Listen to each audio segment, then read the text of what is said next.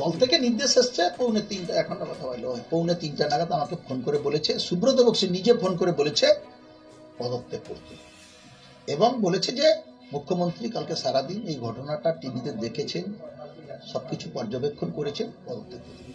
আপনি পদত্যাগ করছেন? হ্যাঁ, আমি লিখে ফেলেছি, বললাম তো। আচ্ছা, মেলে কি পাঠিয়ে দিয়েছেন? পাঠানো হয়নি, পাঠিয়ে দেবো। আগামীকাল হার্ড কপি মানে হাতে লেখা চিঠি ওনাকে দিয়ে দেবো। সরাসরি মুখ্যমন্ত্রী। কাল ক্যাবিনেট মিটিং ছিল 3টার সময়, যেহেতু কালকে বন মহোৎসব আছে বিধানসভায়, 10টা থেকে বসবে, তাই বিধানসভায় উনি যখনই আসবেন তখনই আমি তার কাছে।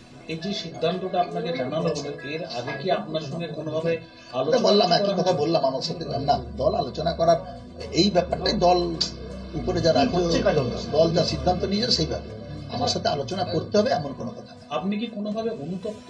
না, আমি এই মন্ত্রিত্ব ছাড়ার ব্যাপারে আমি কোনো অনুতপ্ত না। আমি 1 সাল থেকে এমএলএ হয়েছি, 11 সাল, 16 সাল, 21 সাল, আমি মন্ত্রী হয়েছি 21 সাল।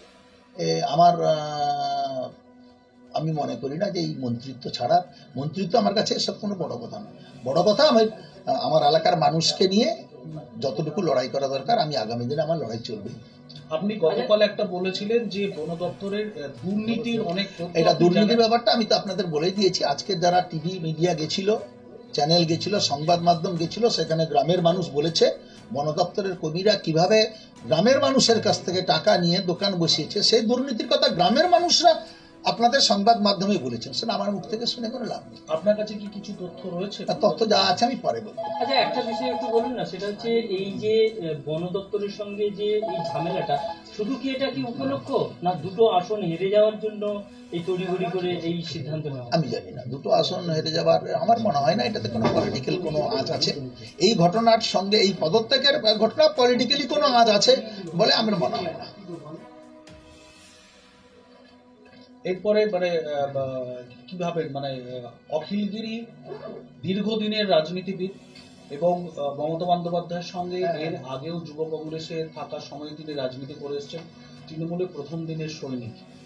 এই যে সিদ্ধান্তটা দল নিল, কোথাও কি কষ্ট হচ্ছে আমার?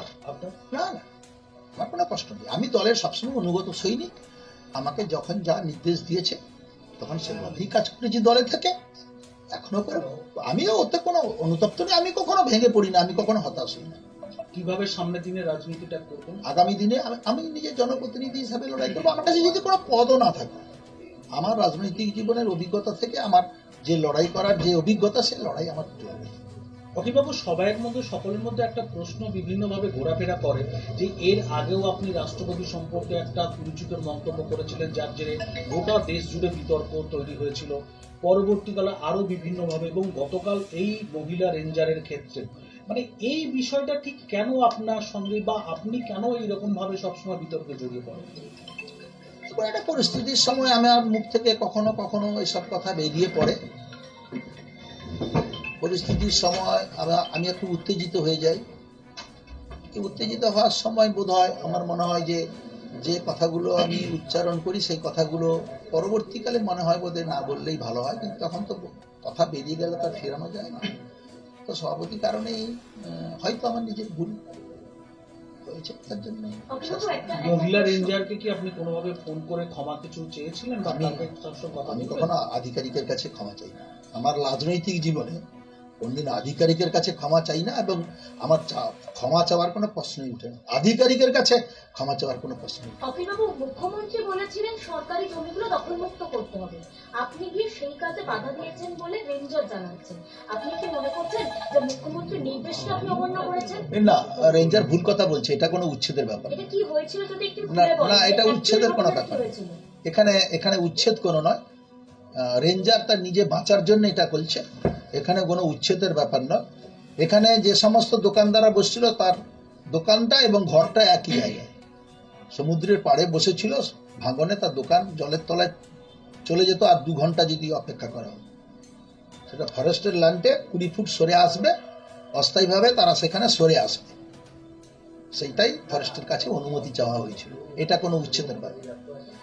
এটার সাথে মুখ্যমন্ত্রীর নির্দেশ যে উচ্ছেদ, যেটা সরকারি জায়গা খালি করে দেওয়া, এটা সঙ্গে এটার কোনো সম্পর্ক কিন্তু নেই। পারমিশন না থাকলে তো যে জায়গাতেই দোকান বসুক না কেন সেটা তো বেআইনি হয়।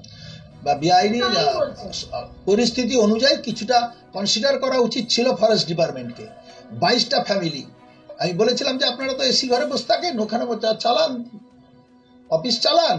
আর এখানে লোকেরা অসহায়, যারা জীবনপাত করে সমুদ্রে যখন বাঁধ তৈরি হয়নি, যারা জীবনপাত করে ওখানে বসবাস করে, তাদের ব্যাপারটা ভেবে থাকা দরকার। এটা মানবিকতা একটা থাকা দরকার। মুখ্যমন্ত্রী তো মানবিক হতে বলেছেন, বিবেকবান হতে বলেছেন।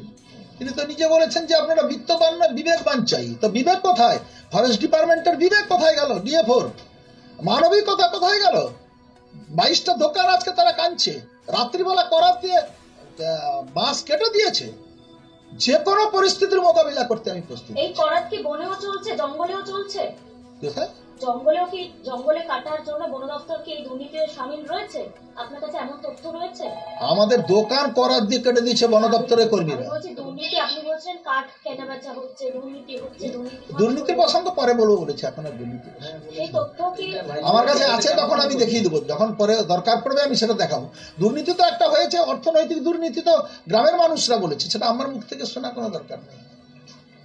অখিলবাবু, এই যে পরিস্থিতিটা হলো, এর পেছনে কি মনে করেন অন্য কোনো রাজনৈতিক কারো চক্রান্ত বা উদ্দেশ্য? না, আমি এটা মনে করি না কোনো চক্রান্ত উদ্দেশ্য, অন্য কোনো রাজনৈতিক উদ্দেশ্যে অন্য কেউ করলে মুখ্যমন্ত্রী তাদের কথা শুনবে, আমি এটা বিশ্বাস করি না।